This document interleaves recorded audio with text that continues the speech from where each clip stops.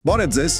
այսօր մի հատ այսպես հետաքրքիր տրամաբանական խնդիր ունենք ձեզ համար։ Դե լսում ենք։ Պատկերացրեք, դուք ու էլի 9 հոգի, ընդհանուր 10 մարդ, հայտնվել եք մի քիչ տարօրինակ իրավիճակում, ասենք ձեզ գերեվարել են։ Հոհո։ Ու ձեր փրկությունը կախված է ձեր տրամաբանությունից ու, որ շատ կարևոր է, թիմային աշխատանքից։ Ձեզ շարում են մեկ ուղիղ գծով, բոլորդ նայում եք առաջ։ Հա։ Այսինքն ամեն մեկը տեսնում է իր դիմացիններին, բայց ոչ իր հետևում կանգնածներին ու բնականաբար ոչ էլ իր գլխարկը։ Հասկանալի է։ Հետո ամեն մեկիդ գլխին դնում են մի գլխարկ, կամ սև, կամ սպիտակ, պատահականորեն։ Ոչ ոք չգիտի, թե ընդհանուր քանի սև կամ սպիտակ գլխարկ կա։ Հիմա, երբ հրաման է տրվում, սկսած շարքի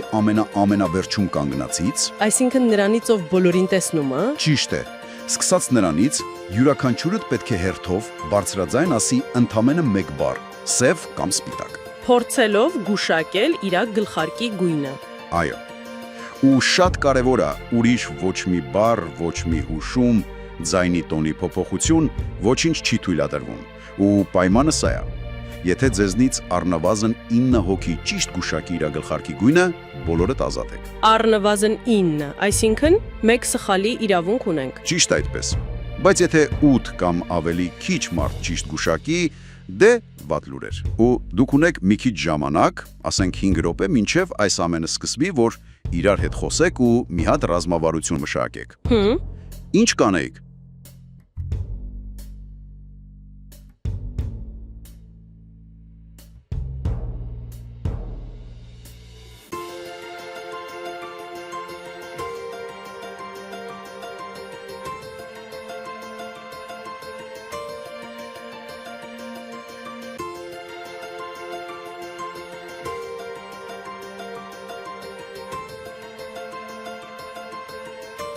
Որն է այն ռազմավարությունը, որը կերաշխավորի, որ դուք կփրկվեք։ Դե շատ հետաքրքիր մարտահրավեր է, այնպես չէ։ Առաջին հայացքից ոնց որ թե ամեն ինչ բախտից է կախված։ Հա, այդպես է թվում։ 9 հոգին պետքա ճիշտ լինի։ Իսկ վերջինը, 17-ը, ոնց կարող է օգնել։ Ինքը տեսնում է 9 գլխարկ, բայց իրենը ոչ։ Հենց դա է ամբողջ բանալին։ Այդ ամենավերջում կանգնածը 10-րդ մարդը, որ տեսնում է մնացած բոլոր 9 գլխարկները, կարող է իր պատասխանը այդ սև կամ սպիտակ բառը օգտագործել ոչ թե ուղղակի գուշակելու համար, այլ որպես կոդավորված տեղեկություն հաղորդելու միջոց։ Կոդավորված տեղեկություն, բայց ոնց։ Ընդամենը 2 բառ ունի՝ սև, սպիտակ։ Ինչ կարող է դա նշանակել բացի գույնից։ Դե հենց այդտեղ է ամենահետաքրքիրը։ Նա չի կարող ասել, օրինակ, թե քանի հատ սև գլխարկ է տեսնում։ Ճիշտ թիվը։ Հա, որովհետև թիվը կարող է լինել 0, 1, 2, մինչև 9, 10 տարբերակ։ Այո, 10 տարբերակ, բայց ընդամենը 2 բառ։ Սակայն կա մի բան, մի հատկություն, որն ունի ընդամենը 2 հնարավոր արժեք։ Որն է դա։ Թվի զույգ կամ կենտ լինելը։ Զույգությունը։ Ահա, այսինքն թիմը կարող է նախորոք իրար մեջ պայմանավորվել, թե այդ բառերից որը ինչ զույգություն է նշանակելու։ Ճիշտ այդպես։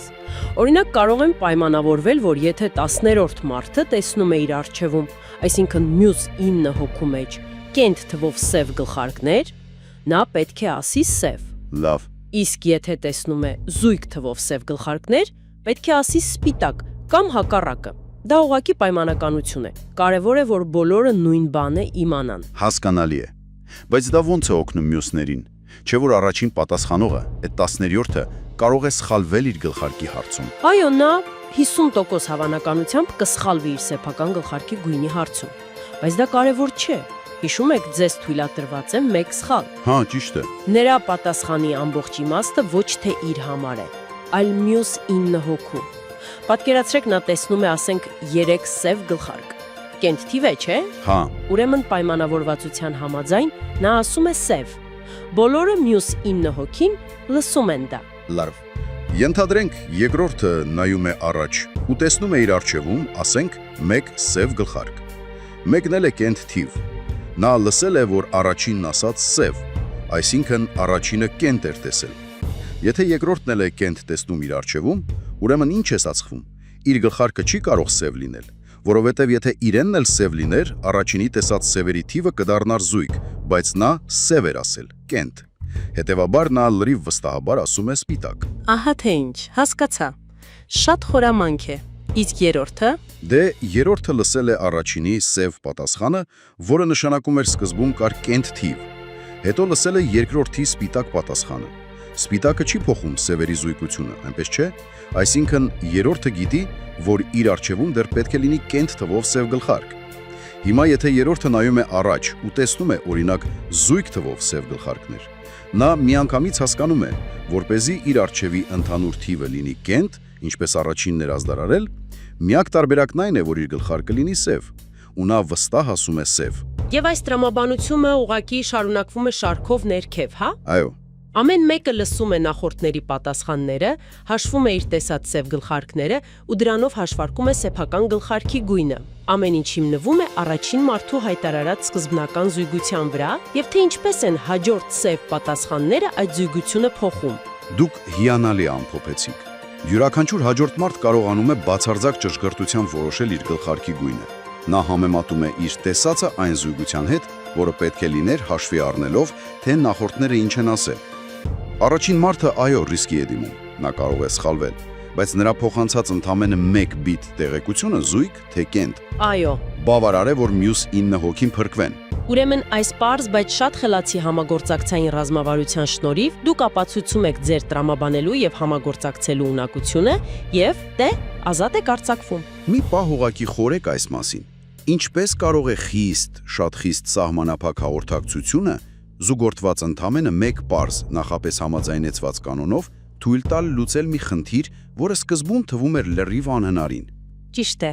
Ու միգուցե մտածեք, որքան հաճախ ենք մենք առօրյայում թերագնահատում այսպիսի պարզ թվացող տվյալների ուժը, ինչպես օրինակ զույգությունը բարդ իրավիճակներում ճիշտ ճանապարհը գտնելու համար։